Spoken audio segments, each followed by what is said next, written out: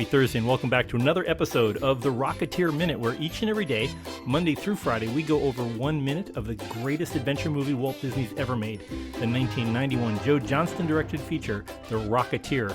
I'm one of your hosts, Jim O'Kane of TVDads.com. And I'm Hal Bryan, an airplane nerd from the Experimental Aircraft Association here in Oshkosh, Wisconsin. So, Jim, another new guest with us today. Yes, we coming up on new ones. Exactly. That's and some people keep coming back, so that's a good sign too. You know, they're not all just one-offs. Yeah, that's true. But with us today is somebody, another one of these people I sort of pulled out of my past. For all intents and purposes, a lifelong friend, somebody that's been an honorary brother of mine for 40 years or so.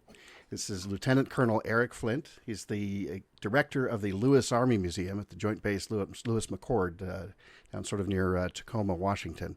So, Erik, welcome aboard, sir. It's a genuine pleasure to be here. I wish I believed you. To talk to Jim. Yes, to talk to Jim. Jim, it's great to talk to you. Long internecine arguments going on. Yes, this is. I'm sorry, Jim. You're along for the ride, but we are going to work this out once and for all after 4 decades. Long simmering feud. Yes. I can feel it. Precisely. So, wow. Well, we've got a busy and interesting historical, literally historical minute here. We're going to. First we start off with Cliff getting Jenny back in the Model T as they go. They've got to go off to see Neville Sinclair doing something with airplanes instead of lounging in his pajamas. Right, yeah. Cliff wanted to see the Cagney picture. Yeah. But instead they're going to go see Wings of Honor with Neville Sinclair. Yes. And, so, right after that we cut to, Adolf Hitler, who has a credit in this film in IMDb as himself, which is really pretty trippy. But very quickly setting the scene here is they're going to the movie. They're watching a newsreel.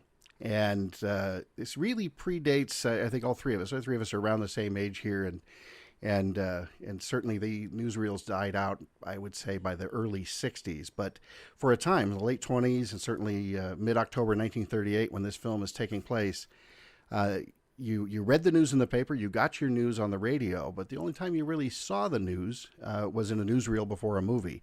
And you might go to a movie, and there might be it was often a double feature. You'd have a full-length newsreel, Movie Tone or Universal News.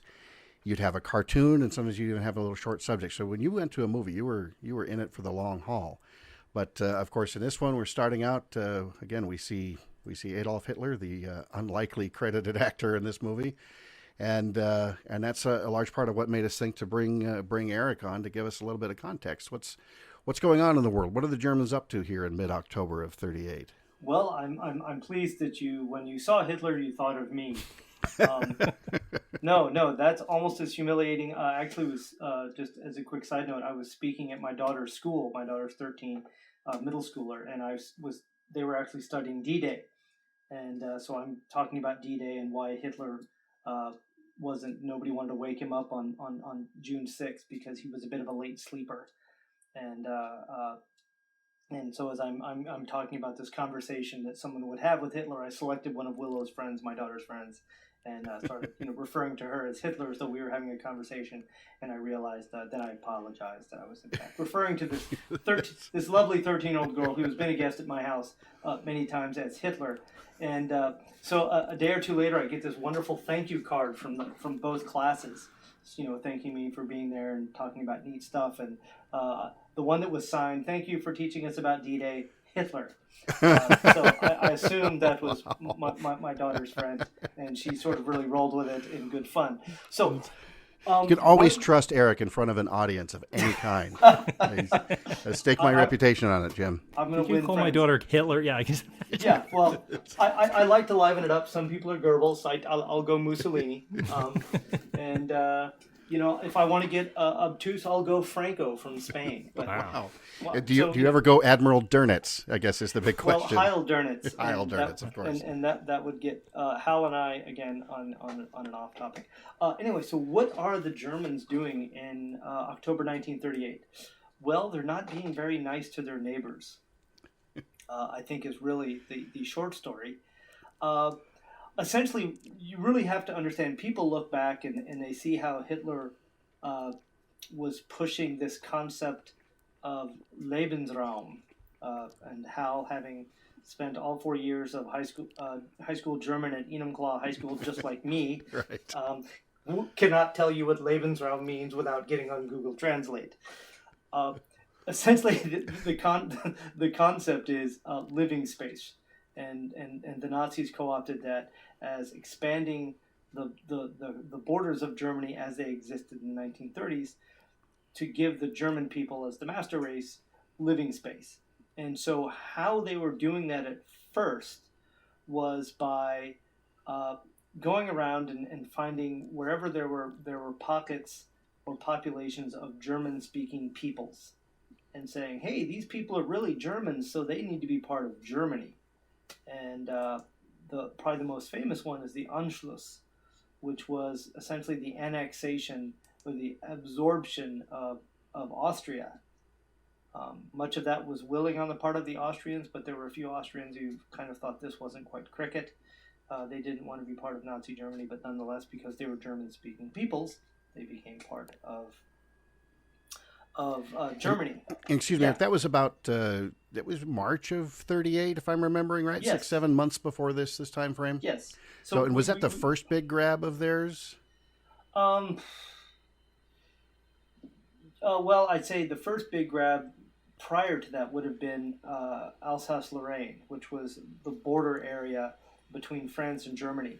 That was a large industrial area. That was it's an area that's gone back and forth over hundreds of years between the Germans and the French. Back when you had the little German duchies and stuff before German unification in 1871. So what they did is, the first thing they did is they said, okay, here's land that was taken from us during the Treaty of Versailles. That was the treaty that ended World War I and sort of set the stage for World War II, because it created all of these really crushing financial burden on the Germans. And the government was not very strong. It was called the Weimar Republic. And so anyway, so that was kind of the first thing, is they did the kind of a test. So let's see if we're going to take back this land that was ours. And so they just went in and occupied Alsace-Lorraine. And the reason nobody really did much, I mean, there were complaints. And you'll hear it referenced a lot today. They call it appeasement. And people will say, oh, if we're appeasing Saddam Hussein, we're appeasing Vladimir Putin, we're appeasing somebody. And that connotation is back when people were so averse to war, because people don't realize just how horrible the First World War was. And it was so ghastly. Governments and peoples were very hesitant to they were terrified of another war. And so that's part of the reason, and Hitler was able to exploit that and push a lot. And so he started with Alsace-Lorraine and took that land back, and he said, hey, I did that, and nobody gave me any real trouble. And then he went after the other German, and because most of the people in that area were German-speaking. Then he had the big Anschluss with Austria. And then in October 1938, as shown in the newsreel, it talks about the annexation of the Sudetenland. So, Hal, can you tell the kids what the Sudetenland is? Sudetenland, the Southland. Am I right? Yeah, good call, Hal. And Lebensraum, I believe, is the love room. Yes, precisely. I remember my high school German correctly. I think that's Lebenszimmer, but hey, That's next to the dining room, isn't it? Yes, exactly. Precisely, near Finland and on the other side of Cambodia.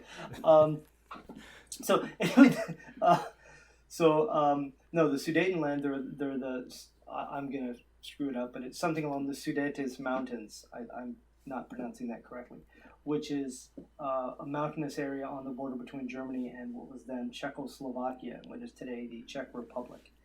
And those were lands that didn't belong to Germany going back to World War I, but they belonged to the Austro-Hungarian Empire. And so they were actually part of Austria. So there were a couple of million German-speaking people in this sort of southern, western, northern border area of Czechoslovakia. It was called the Sudetenland.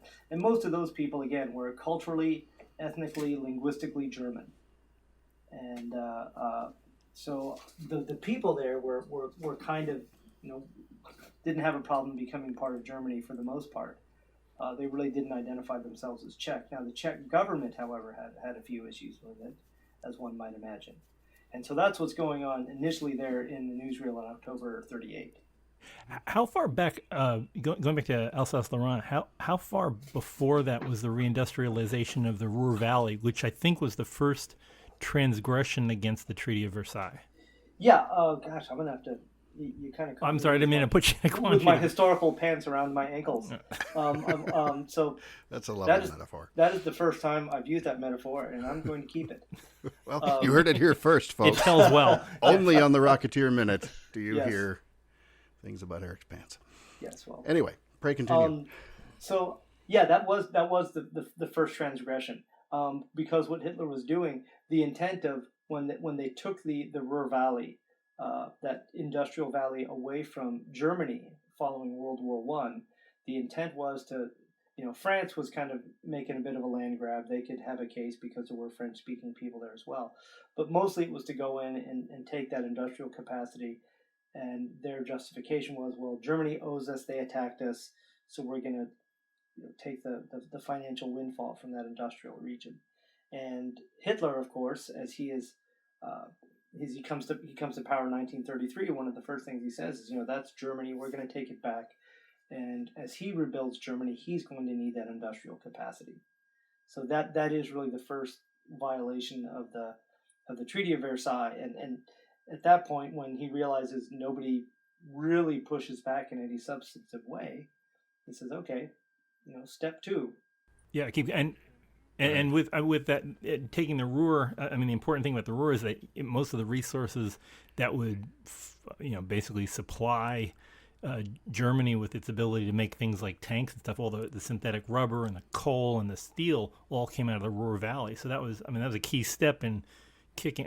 Although the obvious case is that the Treaty of Versailles started World War II just by being the Treaty of Versailles, but yes. that was the necessary step, the reindustrialization there. And then everything else just kind of swung into place. So by the time we get to this, we're right now we're at the night of October 14th, 1938. Mm-hmm. Things are pretty well going down that ski slope. There doesn't seem to be anything out there to stop Hitler from continuing. Right. Precisely. Go ahead. I was just to say that, maybe to set you up, Erik, the narrator right here is, the newsreel announcer. Yeah. Which is William Woodson. Thank you for that tidbit, Jim. He's saying, Herr Hitler assures the Western powers he is not massing troops at the Czech border. And of course, this is over footage of these, giant parades of troops. I don't know if there's any way to tell if you would know far better than I do, Erik, if that shot looking down at the troops marching in the street, if there's any way to tell if that's appropriate for 38, if there's any little details that pop out, say that would be before or after. I think it's generic enough that I'm sure it's just appropriate. But anyway, the claim here is that, Hitler, no, we're not doing anything along the Czech border. I think he's lying. I think there was a bit of fibbing going along there, and looking at it. Yeah, looking at the guys and the helmets and the national shields and everything on them, and the guys with the great coats. It looks. It's October, so they're all wearing their long johns and long coats, and it's a great so whether or not that is appropriate, that's definitely not. It's not 1933, and it's definitely not later in the war. So that's probably pretty appropriate, and that's one thing that's been so impressive about the Rocketeer was just how much effort they put into getting all the details correct. Yeah, that's something that comes up an awful lot. So, part of me wouldn't be surprised if someone did their homework and they said, okay, we need footage of something from newsreel footage from October 1938, and this may well be it. Mm-hmm. Well, and in this, a tiny detail in the same scene, Cliff is he's got his popcorn and a tiny glass of soda, apparently a tiny cup, and you could barely see a blink and you'll miss it, a box of Cracker Jacks. Yes. And that label is absolutely spot on for what that would have looked like in 38. And we, the three of us, are old. We may not be old enough to remember newsreels, but we are old enough to remember when you actually got something good in a box of Cracker Jacks. Yes. Well, Hal, when you're 8, good is a pretty they're pretty liberal definition of Right. good. But nowadays, maybe you get a QR code, and then you scan that with your phone, and it takes you to an I Love Cracker Jack website or something. So Or at some least back weird then you got dancing something sailor tangible. gif. Yes, precisely. Something tangible, but something you could easily choke on, Right. much like Cracker Jacks. Yes. Well, actually, go ahead. I was just thinking I'm that sorry. Cracker Go- Jacks and the popcorn seem slightly redundant, but not entirely so. You can't have too much popcorn, just depending on what you want it coated with. Right. That's true. Excellent. The idea of having this dirigible, the Luxembourg in this case, there wasn't a Luxembourg, there wasn't a follow-on to the Hindenburg, but Actually, excuse me, Jim, there was one follow-on to the Hindenburg, but it wasn't very well known. It was the Graf Zeppelin II, the LZ-130. right, Really? yeah. So- which was there. I mean, they had built it the month before this, but it really Right. wasn't used as a. You weren't going to be seeing it over the skies of the U.S. No. The Hindenburg tragedy happened about 18 months or so before this film, May of 1937. And that was really the end of certainly of passenger Zeppelin flights, certainly in North America. But the Graf Zeppelin II did a bunch of smaller flights in sort of German territory. And then what I thought was really interesting, which I hadn't known before just recently, was that when the Graf Zeppelin II came around, they actually sent it around England to sniff out the chain home radar stations. So Really? it was out there spying on British radar, which of course proved to be such a boon for the British during World War II. Wow, I did not know. Well, I think it's interesting that they in keeping with the theme that they chose to bring this in. And now I'm trying to think, did Stevens have any Zeppelins in the graphic novels? As I remember, it's funny. I've just gone back and reread them again, and it's easy to get sort of jumbled between sort of the movie adaptation, the movie itself, and then the originals. But I was sure that there was. I'll have to go back and dig through those original single issues again. I just remember the that Green Hornet looking aircraft that was Right. in there, that experimental looking thing. Yeah, that's sort of a replay of the Miss Mabel scene where he goes and saves another pilot.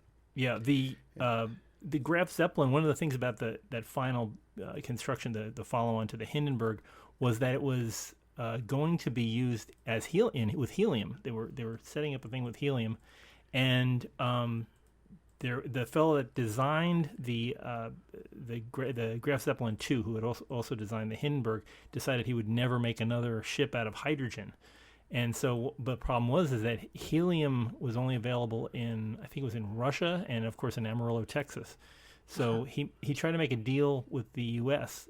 He made a deal with the Secretary of Interior, Harold. Or actually, he had made the guy that designed it made a deal with Roosevelt, who said that he could import helium from Texas. But then I think it was after the annexation of Sudetenland, that the Secretary of Interior kicked out all export licenses for Germany. So the Graf Zeppelin had enough helium to make a couple of flights, but the first time it leaked, that would be the end of its use. Wow. Well, you bring an interesting point in that at that time. So here we are, in October 1938, and what were the attitudes of Americans towards Nazi Germany? And we would be doing something like cutting off all the export licenses and that kind of thing. And that's kind of very interesting. It's something a lot of Americans, in hindsight, following World War II, don't like to look back because it's a little uncomfortable. Right. Well, and on that very note, Jim, I know you and I have discussed this sort of offline. I don't think it's come up on the show before so far. If it has, apologies to our listeners for being a bit redundant. But Charles Lindbergh casts a bit of a shadow over the film with his statue and the Lucky Lindy Flying School and things like this. So actually, at this moment in the film, October 14, going to 15, 1938, Lindbergh is about midway through a trip to Germany, and while he's there, he gets a medal from Goering. And it's even at the time, Lindbergh was pretty awkward about it. Lindbergh was a prominent America firster, saying, that's Europe's war. We don't need to get involved. Not in hindsight, a sort of a hard viewpoint to imagine, but at the time, not an uncommon one, and not necessarily an unpopular one. There's a reason that starting from the time frame of the film here, is a reason it took another more than 3 years for us to get fully involved in World War II, at least openly. Well, and that's actually one of the unusual things, and some historians will look at one of the biggest blunders Hitler made was on December 8th, declaring war on the United States. Honestly, Germany didn't invade us, when they attacked Pearl Harbor. And so, oddly enough, we were at war with Japan. And then the next day, Hitler just sort of jumps in and says, "Oh, by the way, I'm declaring war too." Us too. We're only left us out. Too. me. I don't want to be left out. So, it's this really, that Germany didn't need to. And so we wouldn't necessarily have gone to war right away with Germany. And even after Pearl Harbor says, okay, Germany declares war on us, we had a Germany first strategy. And that set up through the whole war, a lot of internal battling within the U.S. military and our allies and the government about, where the resources went, whether to the Pacific theater or the European and North African theater. That's interesting. So in your opinion, we're 1938. We're within a month or so of it being 20 years after the end of World War I. Here's Cliff Secord as a professional pilot, race pilot, doing all these things. He clearly in the scene he really doesn't like Hitler. Yeah. But he makes the comment, talking about their goodwill, the Germans making their goodwill tour, and he says, the last goodwill tour buried half of Europe, and when Hitler says world peace, he means, Cliff scoffs, he means a piece of the world, these kinds of things. Cliff was too young to have fought in World War I, but he's around pilots who did. Yeah. Is that would that be an uncommon attitude? Are they giving us lip service because we have the benefit of hindsight? We know Hitler's a bad guy, so of course our hero doesn't like him. Or by 38, was that a fairly common thing to say, we don't like this guy, we don't trust him? We don't know what a monster he is yet. No, but... and that's what's interesting is the comments that he's making about World War I, and this is something that's really come to light with the centennial of the First World War. And it was interesting, in 2014, I was very fortunate to be over in the United Kingdom, and there was this tidal wave of history coming out, both popular history, there were documentaries on the BBC, there were magazines and newsstands, and then there was a lot of new academic research from the tweed jacket crowd. And coming out, and so it's been 100 years. Anybody who was involved in the war is dead now, so now we can take a real honest look. And one of the things that really struck me was in a lecture by a gentleman named Sir Hugh Strawn, and trust me, there's no way you would ever spell his name correctly.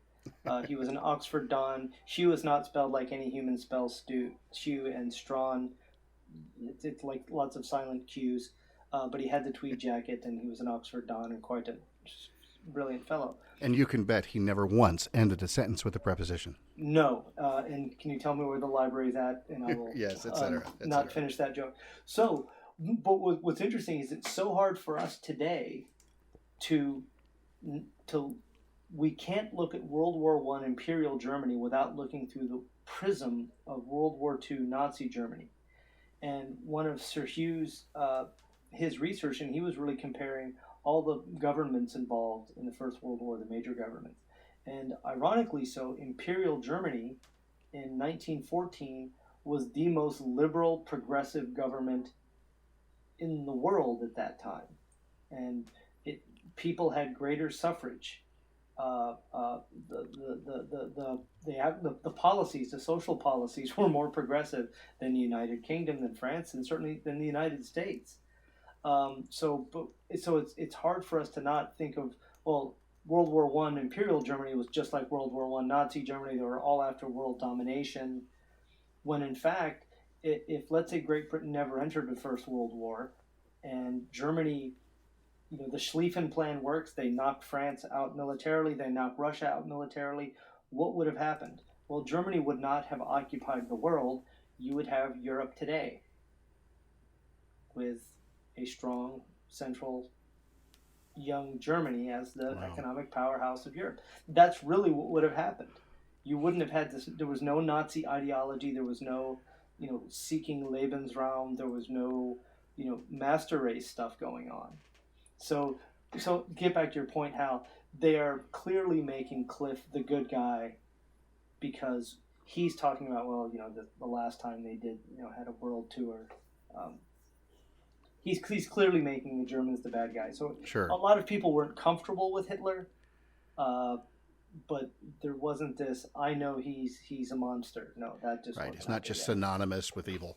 And of the two people sitting there, I would think Jenny would have more experience with people fleeing Germany. Kristallnacht that happened 2 years before, so she would have wandered into a bunch of emigre Jewish actors who had been pretty much kicked out of UFA and all the other absolutely film places there, and she would have been bumped. They would have been competing for jobs in Hollywood, trying to get in at places where she was at, like RKO and Warner and MGM.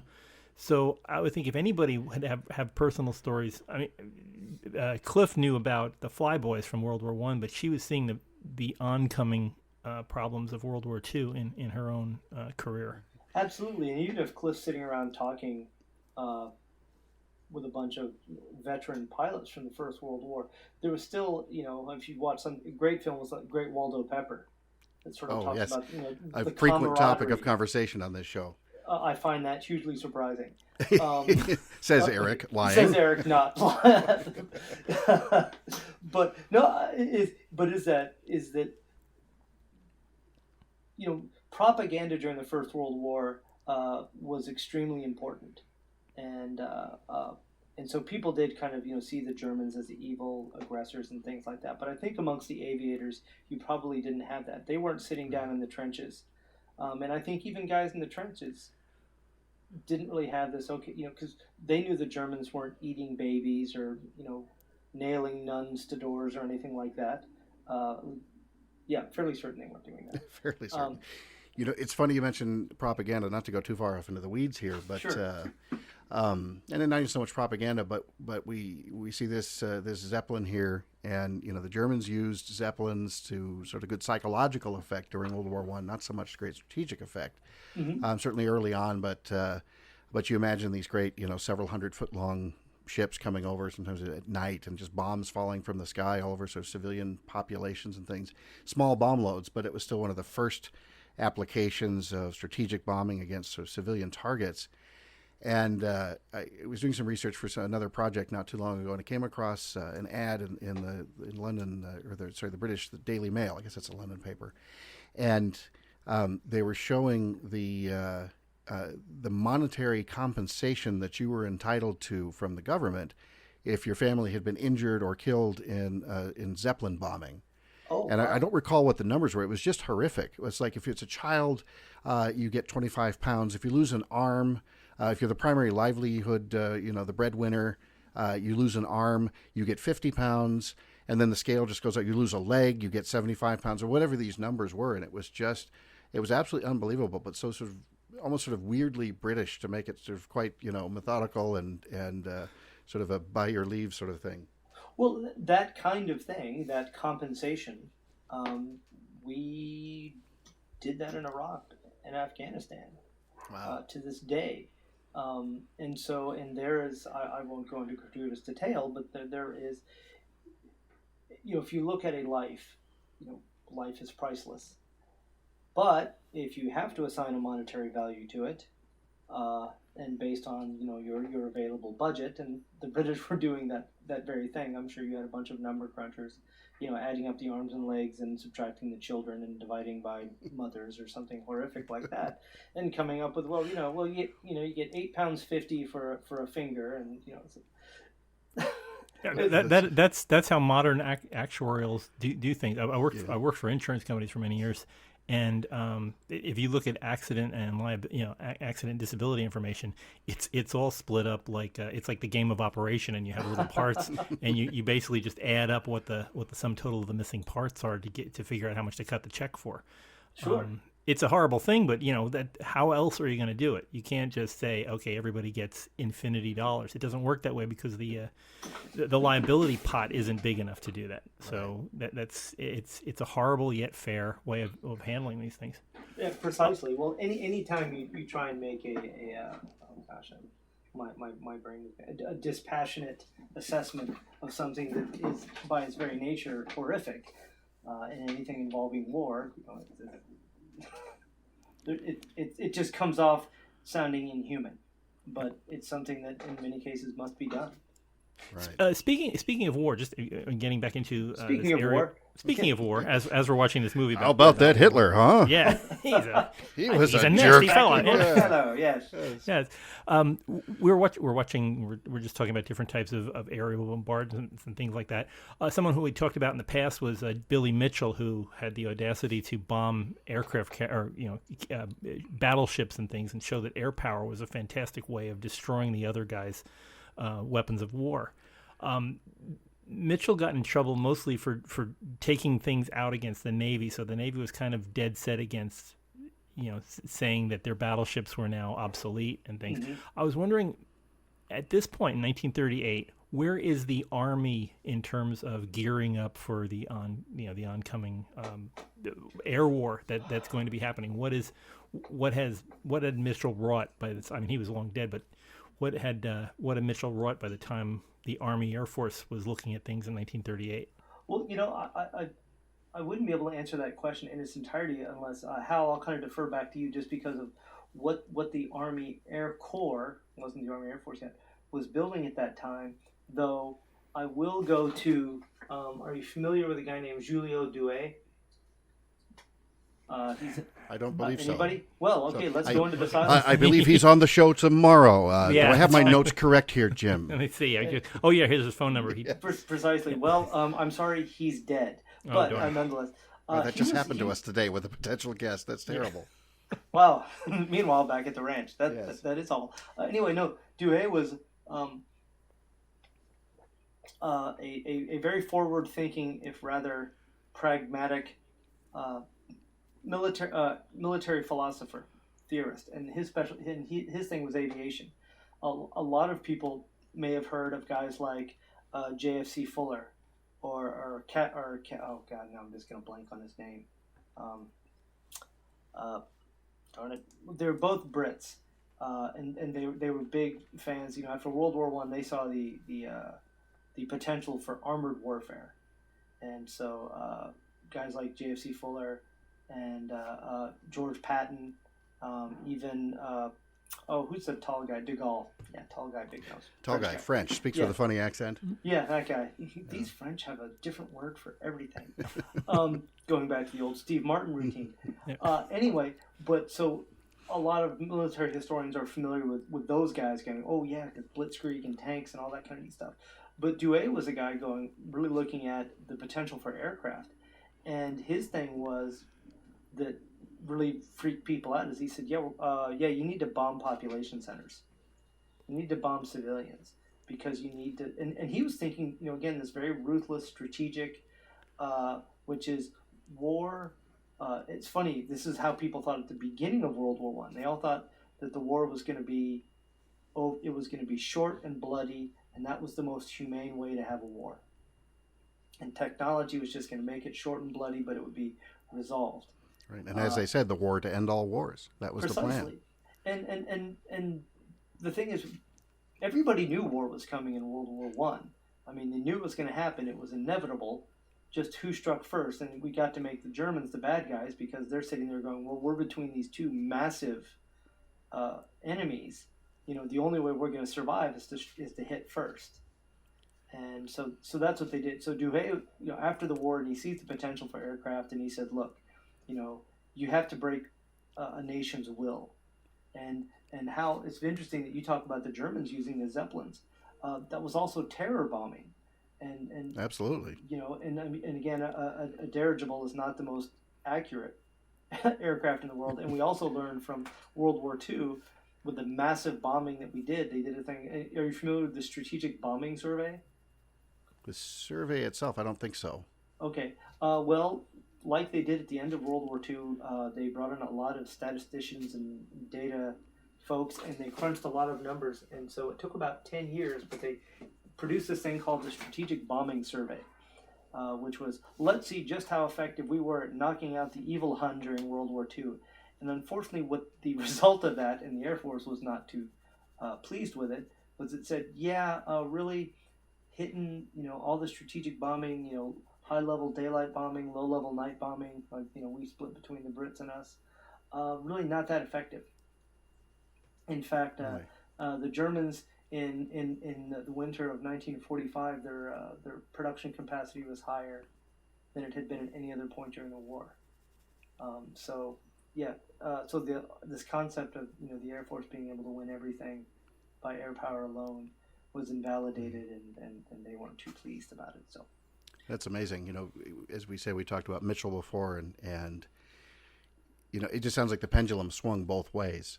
Mm-hmm. That if we had gone into World War II with no concept of or equipment or support of strategic bombing, I would think we almost certainly would have gone the other way. But as you've said, then the data points out that it also didn't win the war single-handedly, which I think we knew. But no, and I think strategic bombing, tactical bombing, if we think of like the Ninth Air Force and its role, say, in the D-Day, the Normandy campaign, and then subsequent, where you saw bombers, from B-17s down to B-26s and A-20s, and even on a smaller scale with P-47s and that sort of thing. That was really quite effective. You had close air support with fighters, but also essentially tactical close air support with bombers on an operational level. Was very effective. Speaking to sort of the small little extra part of that question. So where's the Army Air Corps at this point? Yeah. We've talked in this movie so far about airplanes like Cliff's GB, which is 4 or 5 years old for 1938, but not unreasonable. But certainly in its heyday, the GB was the fastest thing around, and the then Army didn't have anything that could keep up with it. So it was an amazing period, and certainly into the early 30s.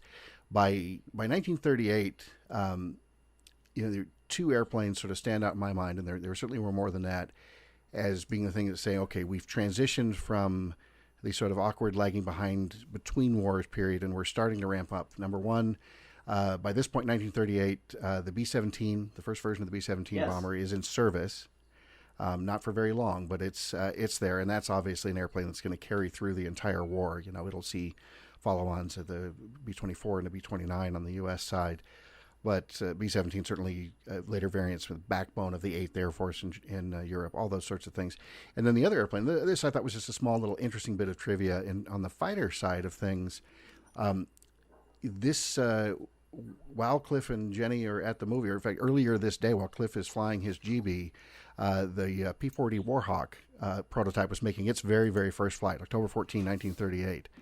So that was a fighter that certainly wasn't at the forefront through the war, but in my mind, at least sort of anecdotally, it was the first of the World War II fighters, with the Allison engine and all the other advances. Mm-hmm. That certainly, paved the way for the Mustangs and P-47s, et cetera, of the world. So I was just wondering, a third one in that mix that we might be missing, because it's a civilian aircraft. I think the missing part is the DC-3, which would later become the C-47. Absolutely. Yes. Yeah. And that made airborne possible. And that's a great point. So DC-3 first flew in 35, if I remember right.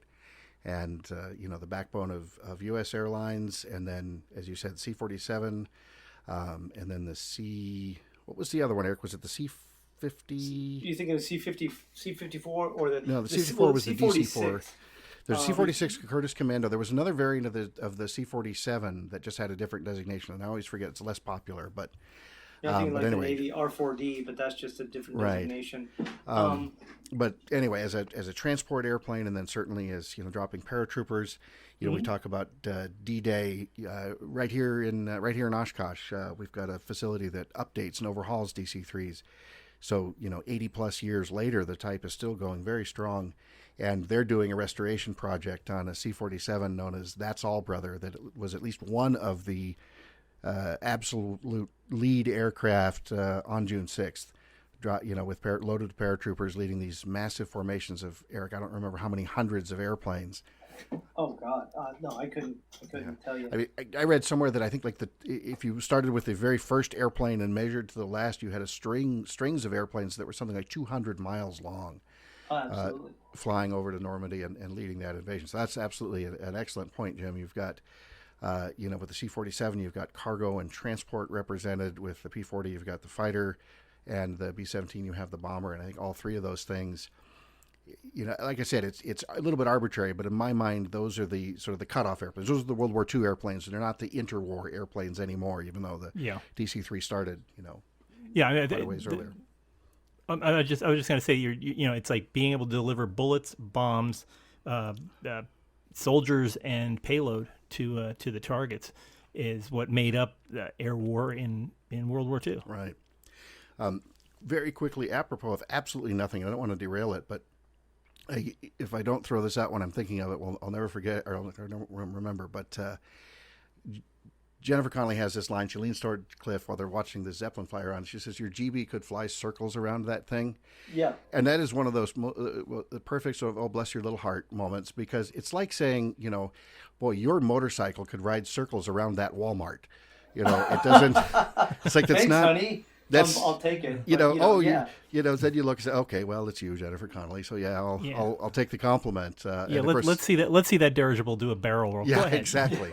I know from my brief personal experience at the helm of a Zeppelin, which is not a phrase that one gets to toss out every day, but that the one aerobatic maneuver that they are capable of is certainly more true with the blimps than the rigid airframes, but is something called a bag over, sort of the airship equivalent of a wing over, and it's sort of you sort of go up and then turn and sort of come back down, and nothing happens in any sort of big hurry. But anyway, Jenny, that's adorable that your GB could fly circles around that thing. Not really a compliment of any great measure. But we do appreciate the fact that she is endeavoring to stroke his ego. Right. However misguided it is. And through this whole film, Jim, it's we talk about them sort of bickering a bit, and PVs always say, what'd you two scrap about this time? But she's really always more supportive of his career than he is of hers.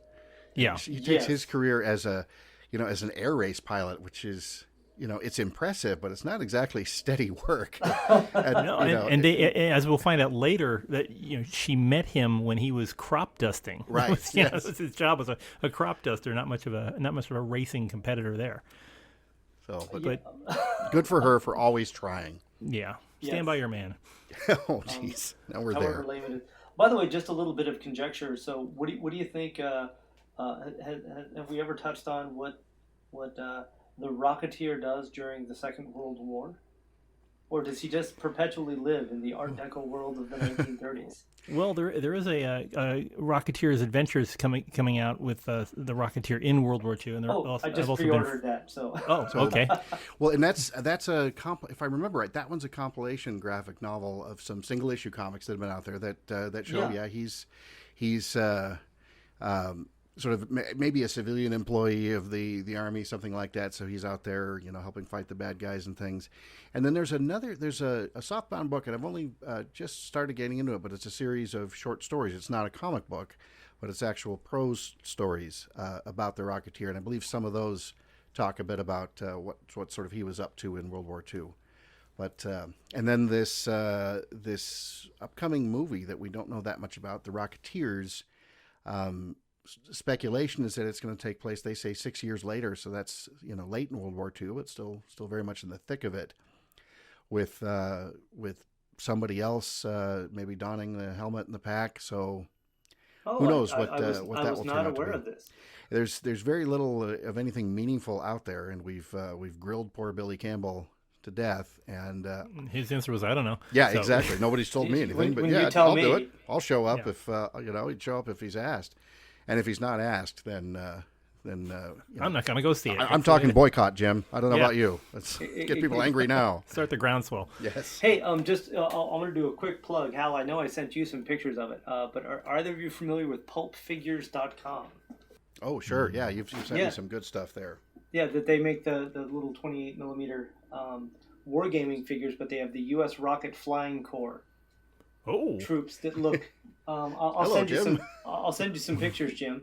Okay. That they look amazingly like the Rocketeer, and he's also but not in a legally actionable way. Yes, no, not in a exactly. legally actionable way, because he's also created a group of just Zeppelin Truppen, which are Zeppelin troops who have oxygen masks and stuff, and obviously ride upon Zeppelin. So, Well, you know, that goes back to speaking of actionable things, the old PC DOS game of the Rocketeer, which was out in 1990, 91. Oh, right. That was based in this, and I think the big boss end of it is that you're fighting a bunch of guys wearing the Nazi rocket packs from the later movie in this movie. Fighting Cliff, and he's armed with his Ruger. It's just plinking away at these guys that are coming at him. I'd forgotten all about that. There was one for the Super NES as well, but that one was officially licensed. I've, so toyed with the thought of, can we track somebody down who'd worked on that and see if they want to come on and talk about it. But En route, I'm actually have somebody on that case. Excellent. Waiting for a feedback. So stay tuned. stay tuned. Well, One never knows. And now I have to also say I just got out my Funko Rocketeer figure today. And Oh, showing excellent. Yes, and showing it to my daughter, and we were putting him in a dramatic pose, and of course he kept dropping his Mauser pistol precisely like he does in the film, which Willow was quickly pointed out. Oh, that's perfect. And That's the roughly 6-inch one, right? Because Yes. there's a Funko did a smaller, like a 3 3/4 one that's sort of in the old Kenner style. That's a little bit sort of exaggerated stuff, which is neat. They also did a black and white version of that, which I thought was kind of cool, kind of interesting. So it's just you're holding what looks like a black and white photograph of an action figure. But that taller one your is sense of reality. Yes. well, getting out of bed in the morning challenges my sense of reality. So. Good call. Yeah. But that taller figure is actually very nicely done. Yes, no, I enjoy it very much, despite his inability to properly hold his sidearm, much as he did in the film. That's He's a lover, not a fighter. exactly. Yes, well, that's probably given- Billy Campbell's fault. They probably made a tiny, 1/12 scale model of his hand, and I think we ought to grill him about it next time he's on. Well, he'll be on soon. If people keep checking in, we'll have him on. Well, this has been a fascinating and illuminating minute, I think. Excellent. Eric, we'll have to have you on again to talk further about World War II and Love and War and all this other stuff that's coming up, especially when we get toward more Nazi-esque things, which are certain to follow. Absolutely. So, Well, I yeah. would enjoy that very much. Okay. Is there a way that Hal can not be here? Maybe Jim, you and I can talk, and maybe have Jennifer Connelly on. Well, You let me think see. that I'll would see work? what Billy's kind of free up for the whole summer, so we might be able to have, Okay. the extra chair here. We'll see. We'll see what goes. you that never sounds know wonderful. what happens. I appreciate 40 that years I've been opportunity. listening to this. And And he still made the call. Yes, It and I hasn't gotten still any more said, mature. okay, we'll ask Eric to come on. All right. Wow. Oh, well, Well, his well, mom it's always been did like great me fun. best. Well, we appreciate you being on. But for those of us, or for those of you who would like to join in on our conversation, we're available on multitudes of social media out there. Of course, at Twitter, at Rocketeer Minute. You can also find us on Facebook at facebook.com/Rocketeer Minute.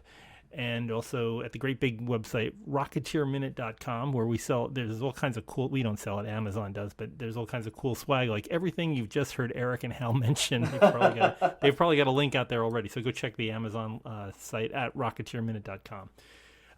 Also, please, I don't know why you're not subscribing if you're not, but you should be. And if you aren't subscribing, go to either Google Play or to iTunes, search for Rocketeer Minute, and click the subscribe button. You can get this and many other episodes delivered hot and fresh first thing in the morning for you to listen to on your treadmill, walking the dog, climbing on the top of a Zeppelin, or whatever you happen to be spending your spare time on. But yeah, please do visit all those places. Eric, does your museum have a website to visit? Yes, as a matter of fact, it is lewisarmymuseum.com.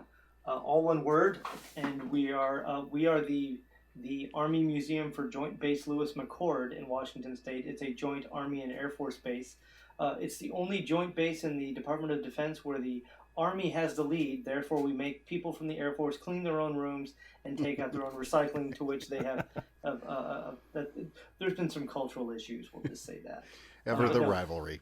Yes, and this is from an Army lieutenant colonel who has a USMC tattoo on his arm, but not to tell tales out of school. I'm so confused. Yeah, well, that was a token of a happily misspent youth. But I did, in fact, marry a naval officer, and Dad was an Air Force pilot and couldn't understand why I've done any of the things that I've done.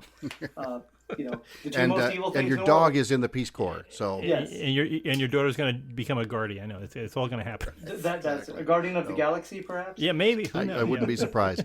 And that's lewisarmymuseum.com. That's LEWIS. So Correct. as in Lewis and Clark. Just in case Oh, anybody was precisely. wondering. Yes, Meriwether Lewis is the namesake for the museum. Though we never visited the actual piece of real estate where we are, the museum was originally founded as taking in the Army history of all of the Pacific Northwest, but now we focus on the units that have been. We are celebrating our centennial, of Camp Lewis, which was established in 1917. So, if you're in the middle of World War I. Right before the camp was established, right before we entered the war. Wow. The local people actually voted a bond issue to put themselves into debt for $2 million, which was pretty sweet cheddar, in January 1917, to buy land to give to the federal government to build a permanent military installation. And so that's where cool Camp Lewis came from. It's been working good for 100 years now, so that's Yes. a perfect time to go visit, definitely. And I can say from experience, it's an excellent museum. And Eric, since you've come in as director, you've been doing amazing work. You've got an upcoming grand reopening, or Yes. have I just missed that? No, we are going to reopen. We will be open in time for Labor Day. Okay. We've been our museum. We had spectacular artifacts housed in cutting-edge 1970s museum exhibit technology. With mannequins from Harvest the Gold. athletic department at Sears. Precisely. We had a lot of suede and other non-natural fabrics. No, so we're undergoing a complete renovation, and we'll have all new exhibits, which are going to be quite extraordinary. They're in the process of being installed right now, and it's cool. By the way, tomorrow I'm getting, Hal, you'll appreciate this, several pallets of mannequins, lifelike military mannequins. So it's going to be a busy day at the shop. I'll be looking for pictures. And Yes, having you been in will. the old mannequin room Oh, yeah. and still being deeply disturbed by it, I'd like to thank you for the nightmares. Yeah, well, Wow. and And you can use the carpool lane anytime you want. I understand. it is one of the benefits. But anyway, again, thank you both for having me on. It's been a lot of fun. Great. Well, you'll be on sometime in the future. We don't know when, so everybody will have to keep checking back. But please do right here on the Airport Minute. Airport. Oh my gosh, I did it again. See, You're we're talking reverting about back to your airports. past again. Yeah, my past. No, this is definitely the Rocketeer Minute. Rocketeer, cool movie. Rocketeer, Fun-looking guy, Rocketeer. helmet, fin head. You remember? Yeah, I got it. Billy, I remember him. He'll be on again too. So And he's listening please, right now, rolling his eyes. Yes. What are they talking about? Wow. But yes, please join us again here on the Rocketeer Minute. So until next time, over and out.